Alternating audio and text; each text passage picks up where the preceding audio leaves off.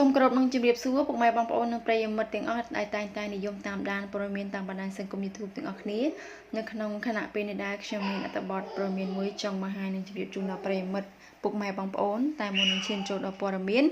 សូមប្រិយមិត្តមេត្តាជួយ Subscribe Like និង Share Channel របស់នាងខ្ញុំដើម្បីទទួលបាននូវព័ត៌មានថ្មីៗជាបន្តទៀតផងដែរ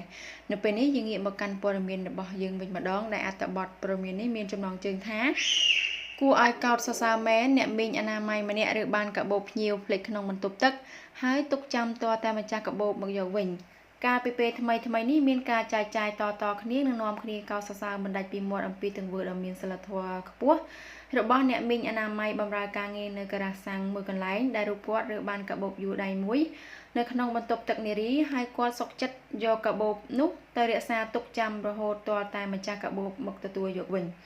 យោងតាមម្ចាស់កណនី Facebook មួយបានដឹងថាពិតជាគួរឲ្យសរសើរខ្លាំងមែនទែននៅទឹកចិត្តមីងអនាម័យដែលគាត់បាន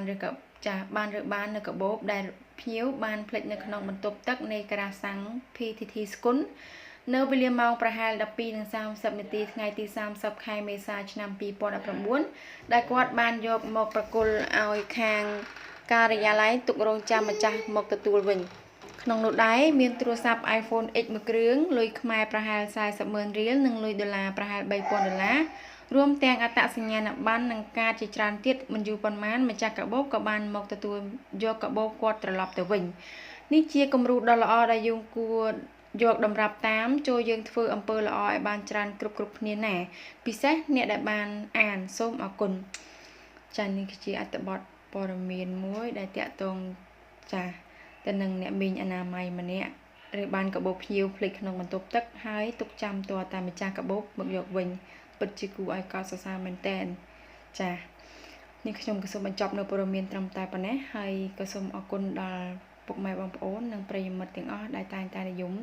តាមដានគាំទ្រនៅវីដេអូនិងព័ត៌មានរបស់នាងខ្ញុំផងដែរនៅពេលនេះនាងខ្ញុំសូមអរគុណសូមគោរពលា